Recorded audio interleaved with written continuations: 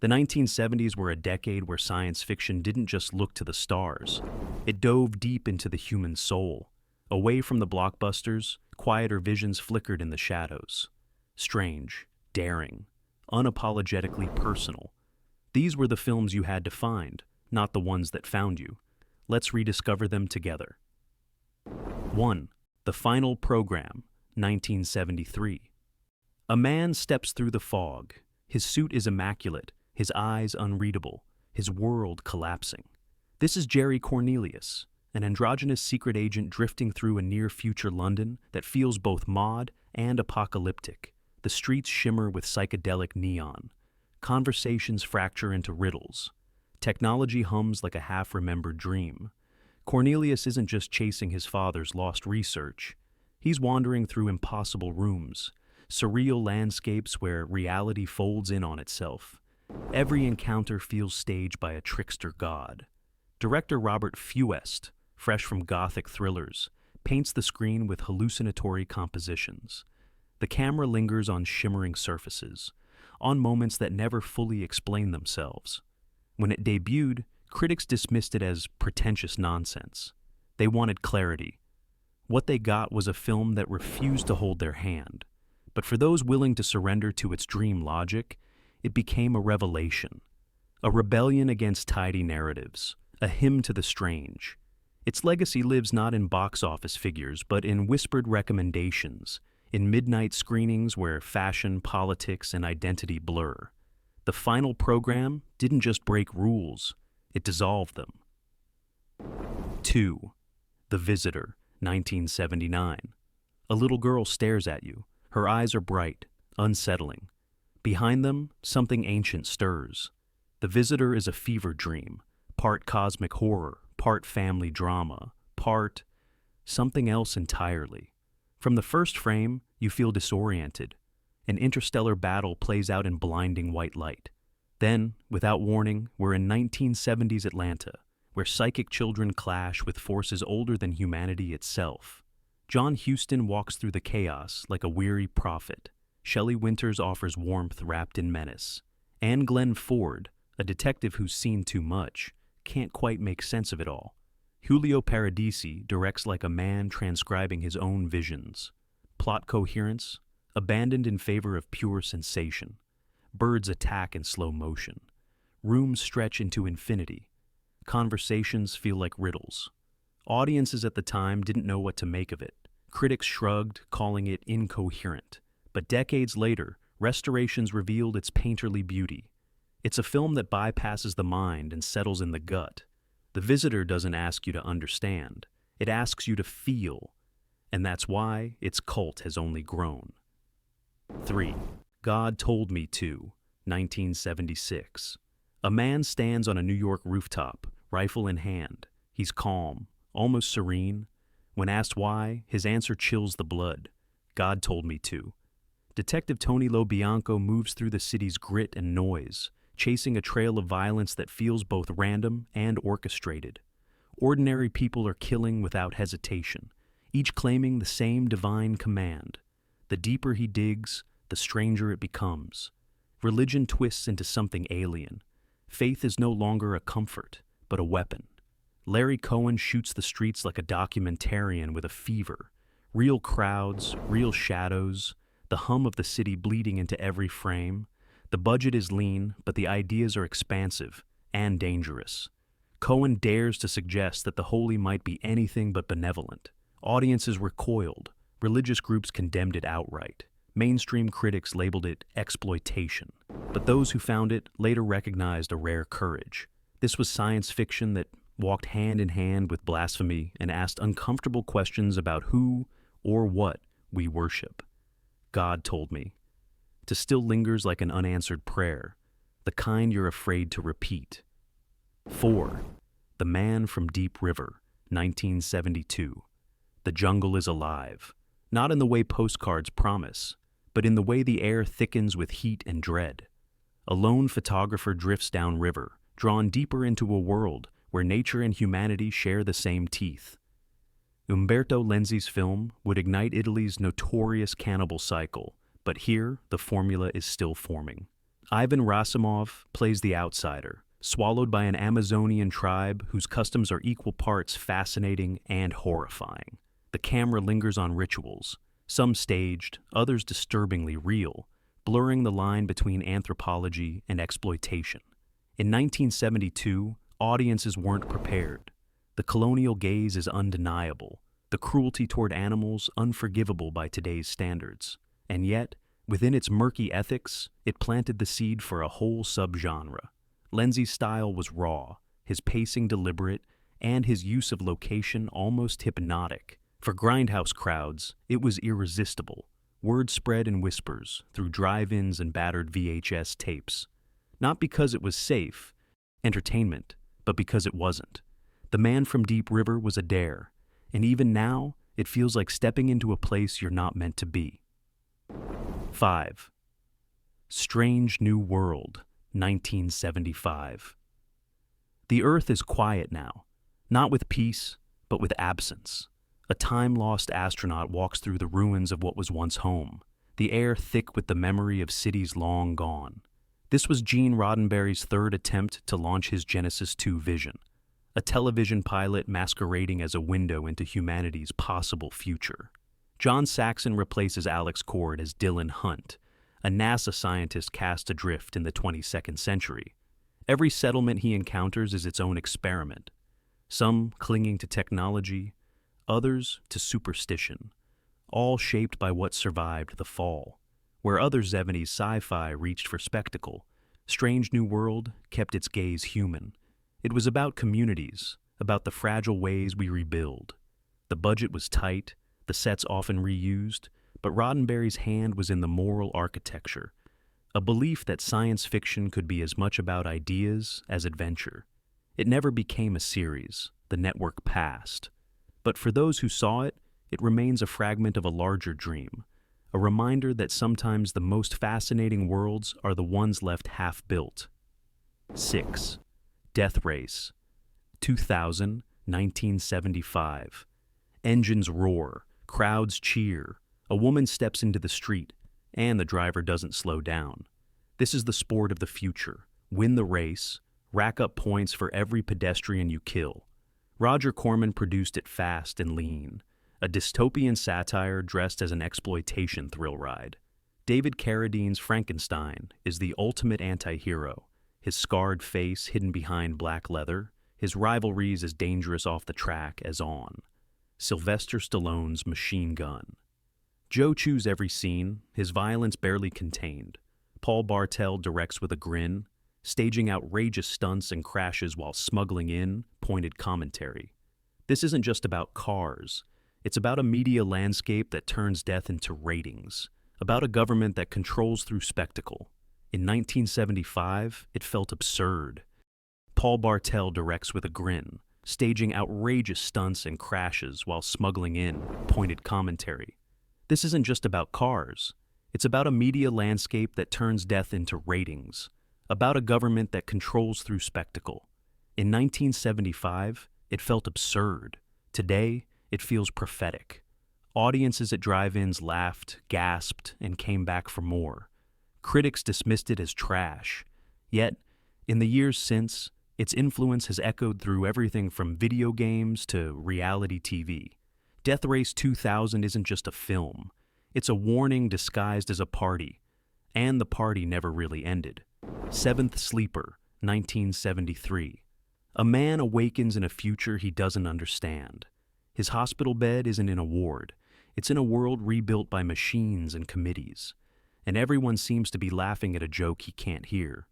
Woody Allen's Sleeper begins with the simple premise of a health food store owner, Miles Monroe, waking from cryogenic sleep in the year 2173. But what unfolds is a dance between slapstick and satire. Miles, jittery and neurotic, stumbles through a society obsessed with pleasure, conformity, and the erasure of individuality. Alongside him is Luna, played by Diane Keaton, a shallow poet who becomes an unlikely partner in rebellion. Their chemistry moves from comic misunderstanding to something warmer, hinting at real human connection in a sterile age. Allen directs with precision, orchestrating silent era-style sight gags against sleek dystopian sets. the humor lands softly, almost innocently, before revealing its sharper edge, a critique of politics, technology, and our hunger for control. When it premiered, critics celebrated its wit and inventiveness. The film slipped easily into festival circuits and late-night retrospectives, where audiences rediscovered its balance of whimsy and warning. Sleeper is proof that laughter can be a disguise for unease, and that comedy can be as subversive as any dark drama. 8th, Gamera vs. Zigra, 1971. Beneath the ocean's surface, a shadow moves, sleek, jagged, and alive. When it rises, it's no submarine, but a shark-like alien creature with a voice of command. This is Zigra, the latest foe of Earth's friend, the giant turtle Gamera. Directed by Noriaki Yuasa, this entry in the long-running Gamera series shifts the battle to shimmering underwater cities and polluted seas. Human characters, mostly children, are not bystanders but vital allies, guiding Gamera toward victory and delivering the film's environmental message with earnest clarity. The miniature sets are delicate worlds unto themselves, glowing domes, coral-like skyscrapers, and seafloors teeming with life. Suit actors bring weight to the monsters, their movements a strange mix of grace and brutality. Though aimed at younger audiences, the warning is serious. The ocean is dying, and it's our fault. In the early 70s, that message was ahead of its time. Western audiences first saw it through dubbed TV broadcasts, where it became a gateway into Japanese kaiju cinema. Over decades, it's been celebrated not just for its creature design, but for its sincerity. Gamera vs. Zigra shows that even a child's adventure can carry the weight of a prophecy. 9. Silent Running, 1972. In the endless black of space, a greenhouse drifts. Inside, Earth's last forests breathe under glass domes, tended by a lone caretaker who treats every leaf as sacred. Bruce Dern's Freeman Lowell isn't a hero in the traditional sense. He's a gardener, a dreamer, a man who sees the extinction of beauty as the greatest tragedy. When orders come to destroy the forests, to abandon nature for profit, his devotion turns to defiance. Douglas Trumbull, the visual effects visionary behind 2001, A Space Odyssey, directs with a painter's patience. Every shot lingers, the soft sway of hydroponic gardens, the gentle movements of the droid companions, Huey, Dewey, and Louie, the fragile green against the cold void. Audiences in 1972 expected rockets and battles. What they found was an elegy. Critics were divided. Some called it slow, others profound. But for environmentalists and lovers of quiet science fiction, Silent Running became an anthem, its themes growing more urgent with each passing decade. It is not a film that shouts. It whispers, like wind through the leaves, the kind of whisper we ignore at our peril. 10th Phase 4, 1974. The desert sprawls in silence, heat shimmering off the sand. Somewhere beneath, an intelligence stirs, patient, methodical, and far from human. Saul Bass, master of graphic design, made only one feature film, and Phase 4 is unlike anything before or since. It tells of hyper-intelligent ants waging a quiet, systematic war against humanity. But this is no monster movie in the usual sense. Bass treats the insects as alien philosophers, their strategies filmed in exquisite, almost reverent macro photography. Two scientists, played by Nigel Davenport and Michael Murphy, set up an observation station in the Arizona wilderness. At first, it feels like a study. Then, it becomes a siege. The ants adapt, they outthink, they wait. When it was released, audiences were baffled. They expected scares and action. Instead, they got a slow-burn meditation on nature's capacity to reclaim the Earth. Over time, its influence has grown quietly. Filmmakers cite its imagery, preservationists praise its ecological foresight, and cinephiles treasure it as a rare collision of art and science fiction. Phase 4 is a reminder. If the Earth chooses to speak, it will not use our language, but we will understand it all the same. 11. Zardoz, 1974. A figure in a crimson bandolier stands against a sky that feels older than time. His weapon rests at his side, But the real threat is in his eyes, searching, questioning, unafraid. Sean Connery's Zed lives in a shattered world, divided between immortal elites who rule from their walled paradise and the brutal outsiders who serve them. The most infamous image, Connery in that barely there red costume, has overshadowed the film's depth for decades. But beneath the surrealism lies John Borman's meditation on mortality, class, and the burden of eternal life. The visuals are intoxicating. Crystal structures glisten under alien light. Vast stone heads drift across desolate plains, dispensing weapons instead of wisdom. The dialogue bends toward the philosophical, challenging audiences to see past the absurdity and into the ideas. In 1974, it was mocked, pretentious, bizarre, self-indulgent. But time has been kind. Film scholars now find beauty in its audacity, its refusal to be neat or comfortable. Zardoz doesn't just ask, what if we could live forever? It asks the harder question, why would we want to? 12. Fantastic Planet, 1973. A human runs, tiny against a landscape of impossible colors and shapes. Towering above, blue-skinned beings move with a grace that is both alien and unsettling. This is Fantastic Planet, René Laloux's animated masterpiece. In its world, humans are pets, fragile, caged, kept docile by towering drogs who see them as curiosities. Yet, like all living things, they dream of freedom. The cutout animation style, adapted from Roland Topor's artwork, is unlike anything else in cinema. Creatures bend the rules of biology, plants behave like predators, and the skies feel alive.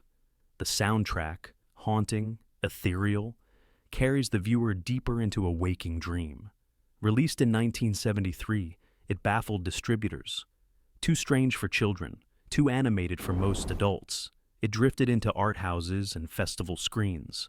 There, it found its people, viewers drawn to its allegory of oppression, resistance, and the fragile hope of liberation. Over time, Fantastic Planet has become a touchstone for animators and dreamers alike. It doesn't just create another world, it asks you to question the one you live in. 13th World on a Wire, 1973. A man stares into a mirror, and for a moment, the reflection hesitates. This is Fred Stiller, a computer scientist unraveling a truth that feels like static in the brain, the possibility that his world is nothing more than a simulation. Rainer Werner Fassbinder's World on a Wire unfolds over 3.5 hypnotic hours. Based on Daniel F. Galoui's Simulacron 3, it trades futuristic spectacle for cold elegance. Offices gleam with chrome and glass, corridors stretch into infinity, and reflections multiply like unanswered questions. Stiller's investigation begins with a colleague's sudden disappearance, a man who seems to have been erased from reality itself. As Stiller's paranoia grows, Fassbinder's camera frames him between mirrors, glass doors, and television screens, visual cues that blur the line between what's real and what's manufactured. In 1973, German television audiences found it slow, cerebral. Outside Germany, it was almost invisible for decades. But restorations revealed a work ahead of its time, a philosophical cousin to The Matrix made 25 years earlier. World on a Wire isn't about escaping the machine. It's about recognizing you're part of it and wondering if you'd even want to leave. 14. Solaris, 1972. A space station orbits a living ocean. Beneath its silver waves, the planet Solaris dreams, and in its dreams, it reaches into the minds of those who watch it. Andrei Tarkovsky's Solaris is a quiet counterpoint to 2001, A Space Odyssey. Where Kubrick's vision is cold and mechanical, Tarkovsky's is warm and human. Psychologist Chris Kelvin arrives to investigate strange phenomena, only to confront the most intimate of hauntings, the return of his dead wife, recreated by an alien intelligence. The sets are utilitarian, almost mundane, a deliberate choice that grounds the science fiction in a lived-in reality. Natural imagery, from green forests to rippling water, intrudes into the sterile station, a reminder of the life left behind. Upon release, Western critics expected space battles and found philosophy instead. Soviet authorities allowed it through, but it never reached the same global audience as its American counterparts. Yet, over time, Solaris has endured as one of cinema's most profound meditations on memory, grief, and the limits of human understanding. It whispers that the final frontier isn't space at all. It's the human heart. 15. The Holy Mountain, 1973. A man lies in the dirt, his body caked in blood and dust. Above him, the alchemist waits, robed, ageless, an architect of visions. This is Alejandro Jodorowsky's The Holy Mountain, a journey that defies every convention, weaving science fiction into a tapestry of mysticism, alchemy, and surreal political satire. From the first frame, it overwhelms. Towering pyramids of glass, grotesque mechanical gods, planets reimagined as decadent kingdoms, each image a living painting. Jodorowsky uses practical effects, elaborate sets, and symbolic tableaux to construct a film that operates on the logic of dreams. The story follows a group of seekers, each representing a different planet, as they ascend toward the mythical Holy Mountain to gain immortality. Along the way, the film dissects greed, violence, and the illusions of power. Science fiction here isn't about technology. It's about transformation, the reshaping of the soul. Funded by music magnate Alan Klein, Jodorowsky was given total creative freedom, and he used it to craft one of cinema's most radical works. Critics at the time were divided. Some called it genius, others madness. But in underground theaters, it became a rite of passage, a film you didn't just watch, but experienced. The Holy Mountain stands as a reminder that the most daring science fiction doesn't simply show us other worlds. It alters the way we see our own. 15 films. 15 strange, luminous visions from the 1970s that slipped through the cracks of mainstream memory. They may not have ruled the box office, but they reshaped the language of science fiction. Subscribe, like, and join us next time as we keep digging for the treasures cinema tried to hide.